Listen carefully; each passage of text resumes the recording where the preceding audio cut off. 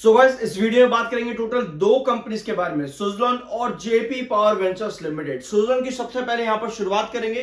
Last week यानी कि इसी हफ्ते की अगर हम बात करें तो सुज़लोन में आपको मालूम होगा कि स्टॉक ने अपने फाइनल बेस से वापस से रिवर्सल दिए, लेकिन जो सेकेंड लास्ट बेस है सुज़लोन एनर्जी लिमिटेड में 62 रुपए का, वो अब बन चुका है आपका एक रेजिस्टेंस जोन।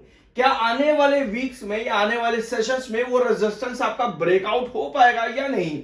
लेकिन एक सवाल आप लोगों का बहुत कमेंट्स के अंदर था कि ईएसओपी क्या ये एक हर्डल है सुज़लोन एनर्जी के प्राइस के लिए?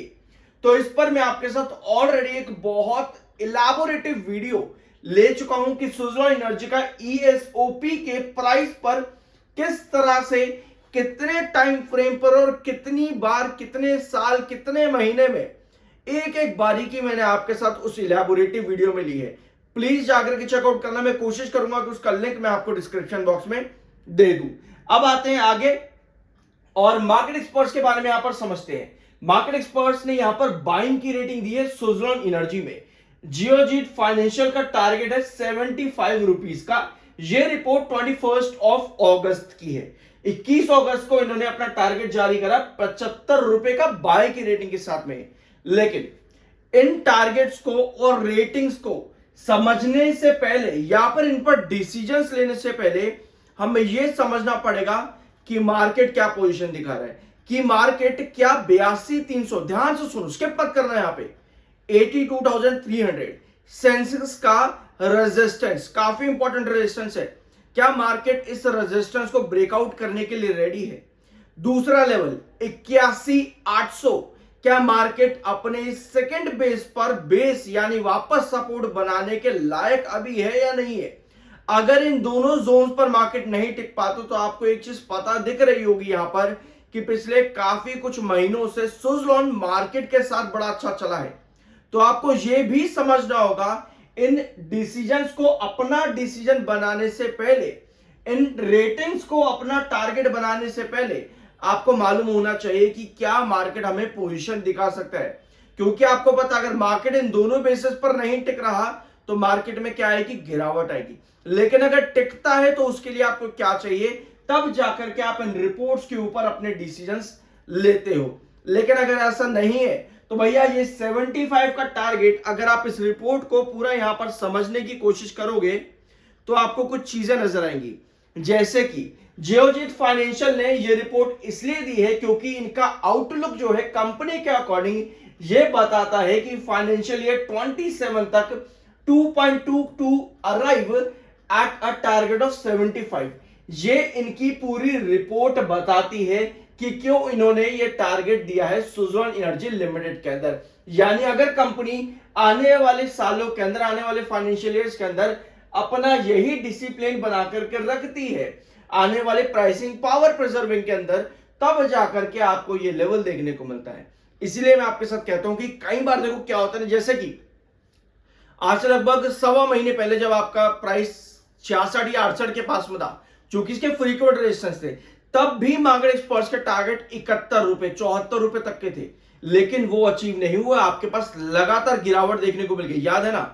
तो यही गलतियां हम लोग कर देते हैं कि इन रिपोर्ट्स को देख करके अपना डिसीजन बना लेते हैं। हम मार्केट को भूल जाते हैं कि भैया मार्केट को भी समझना है।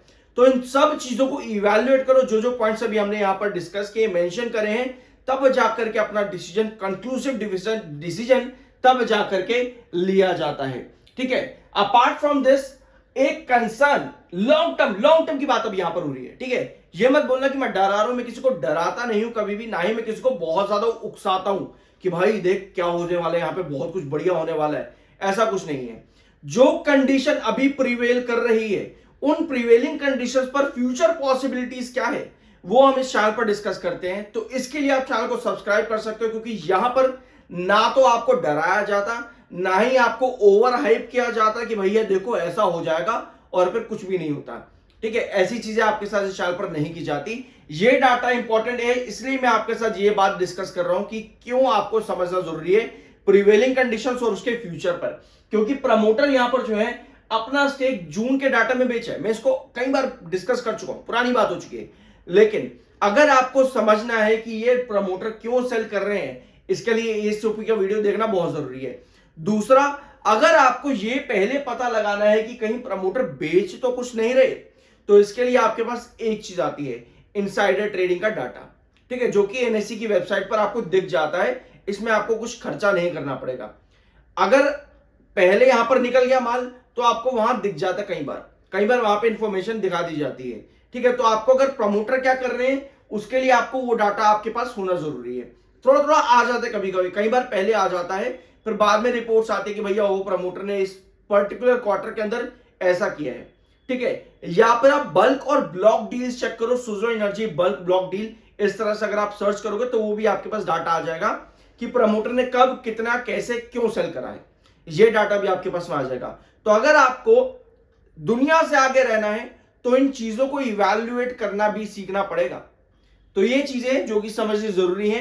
अपार्ट फ्रॉम दिस आगे बढ़ते हैं टेक्निकल पॉइंट ऑफ व्यू पे। सुज़लोन एनर्जी 25.5 का एमएफआई जो कि बुलिश है, 36 का आरएसआई, सो न्यूट्रल प्लस बुलिश टेक्निकल्स है। क्या इन टेक्निकल्स का हमको इंपैक्ट टुवर्ड्स पॉजिटिव डायरेक्शन देखने को मिल सकता है in coming weeks? Comment box में यस या पर नो में अपना ओपिनियन आप शेयर कर सकते हो। अब आते हैं जेपी पावर वेंचर्स लिमिटेड पे। तो भैया VWAP के अकॉर्डिंग यहां पर बुलिश मोमेंटम्स दिखते हैं। ये रिपोर्ट 3 दिन पहले की है, ध्यान से सुनना, 3 दिन पहले की VWAP। अब VWAP क्या होता है, यहां पर समझने वाली और सीखने वाली चीजें कुछ, ठीक है। तो जेपी पावर में VWAP होता है आपका volume weighted average price, volume weighted average price. इस तरीके से अगर आप काम करते हो तो आपको क्या चीजें में बुलिशनेस देखने को मिलती है। पहला, वॉल्यूम बेस कैसे चल रहा है, वॉल्यूम पर डिलीवरी कैसे चल रही है, इन दो चीजों को कहते हैं VWAP। VWAP के साथ में आपको चार्ट्स भी इवैल्यूएट करने आने चाहिए। और यही चीज अगर आप देखोगे, ये 3 दिन पहले की रिपोर्ट है और जेपी पावर पर 3 दिन पहले मैंने आपके साथ कुछ वीडियो अपडेट किया था। यहां पर देखो, ये है 1860 का बेस आपके जेपी पावर वेंचर्स का, और ये आपका डाउनवर्ड वेजेस पैटर्न है, ठीक है। हमने डिस्कस किया था कि 1860 इसका बेस है। यहां पर एलिमिनेशन देने के लिए जेपी पावर को इस डाउनवर्ड वेजेस वाले डायगोनल को ब्रेकआउट करना जरूरी है, जहां पे आपके 2 रेजिस्टेंस आते हैं। पहला आता है 1930 के पास, अगला रेजिस्टेंस आता है 2010। क्योंकि 2010 पर यहां पर स्टॉक का आना बहुत मुश्किल है, इसीलिए 1930 ये वाला ट्रेंड जो डॉटेड लाइन आप देख रहे हो रेड में, ये बहुत इंपॉर्टेंट रहेगी। और एग्जैक्ट आपको इसी डॉटेड लाइन पर स्टॉक आता देखने को मिला और यहीं से डाउन ट्रेंड सेलिंग आपको क्लियर कट नजर आ गई है। यानी कि ऑन चार्ट्स अगर आप जाकर के समझोगे 1860 को, तो आपको क्या नजर आएगा, आपको कुछ इस तरह की चीज नजर आएगी। क्या मेरे पास डाटा है? नहीं, कोई बात नहीं, मैं आपको वैसे ही बता देता हूं। वॉल्यूम आपके पास काफी कम था, डिलीवरीज आपके पास 54% के आसपास की थी, यानी लो वॉल्यूम और हाई डिलीवरी। अगर आपको इस चैनल पर गलती से 5 दिन भी हो गए हैं, लेकिन अगर आपने सब्सक्राइब नहीं किया है जरूर करना। लो वॉल्यूम और हाई डिलीवरी ये आपको बहुत ज्यादा इंडिकेट करती है कि अगर VWAP के अकॉर्डिंग आपका स्टॉक एक सपोर्ट जोन पे है तो वहां से एक छोटी रिकवरी बनने की पॉसिबिलिटी बनती है। ये आपको बताता है लो वॉल्यूम और हाई डिलीवरी, ये आपको पॉसिबिलिटीज देता है कि बेसिस कहां पे, ताकि आप एक्यूरेट डिसीजंस ले सको, ठीक है। तो ये समझना जरूरी है यहां पर। आई गेस कि ये पॉइंट आप सीख गए होंगे यहां पे। इसके अलावा ICICI bank, central bank, Canara bank, life insurance corporation ये क्या करने वाले हैं अपने स्टेक का, इसको लेकर के भी अभी कुछ डिसीजन ज्यादा नहीं आ रहे हैं, क्योंकि 3800 करोड़ का JPVL का क्या करेंगे यहां पर ये लेंडर्स, इस पर फर्दर अपडेट्स अभी नहीं है। लेकिन डेट रिस्ट्रक्चरिंग के लिए जो पहले डिसीजंस लिए गए थे, इन पर डिस्कशंस लगातार जारी हैं। अब देखते हैं कि ये अपडेट्स आगे कहां आएंगी। अभी फिलहाल कोई अपडेट फर्दर इनके ऊपर नहीं है, बट जो भी थी मैं आपके साथ पहले डिस्कस कर चुका हूं, ठीक है। मैं बार बार रिपीट इसलिए नहीं कर रहा, वरना फिर कई सारे जो पुराने व्यूअर्स हैं वो कहते हैं कि यार एक ही बात फिर से कह दी। इसी वजह से मैंने आपके साथ VWAP ज्यादा प्रेफरेंस दिया अभी जेपी पावर में, ताकि आप टेक्निकल पॉइंट ऑफ व्यू से चीजें समझ सको। MFI 44 का है, RSI 43.2 का है, और आपका अगर देखें यहां पर कुछ है क्या हमारे पे, नहीं। तो मैं इसकी इनसाइडर ट्रेडिंग ही चेक कर रहा था आपके सुज़लोन एनर्जी लिमिटेड की। तो कोई बात नहीं, जो भी डाटा होगा आपको पता होगा शायद से किस तरह से करते हैं। NSE पे जाओगे, आपको यहां पर सर्च करना है किसी भी कंपनी का नाम, उसके बाद आपके पास नीचे आ जाएगा यहां पे उस कंपनी का डाटा। चाहो तो यहां भी सर्च कर सकते हो, इस वाले कॉलम में, यहां पे भी नाम कंपनी का सर्च करोगे तो नीचे आपके पास सभी डाटा आ जाए कि कौन सी तारीख को क्या किया है, किसने किया है, एंटिटी का नाम क्या है, डिस्पोजर कौन है, एक्वायरर कौन है, और साथ में क्वांटिटीज क्या है, प्लेज किया गया है, सेल किया गया है, बाय किया गया है, कौन सी तारीख को किया गया है, ये सारा डाटा आपके पास आ जाता है कुछ इस तरीके से। आई होप कि वीडियो आपको पसंद आया होगा। बाय सेल की कोई रिकमेंडेशन नहीं है। मिलते हैं अगले वीडियो में।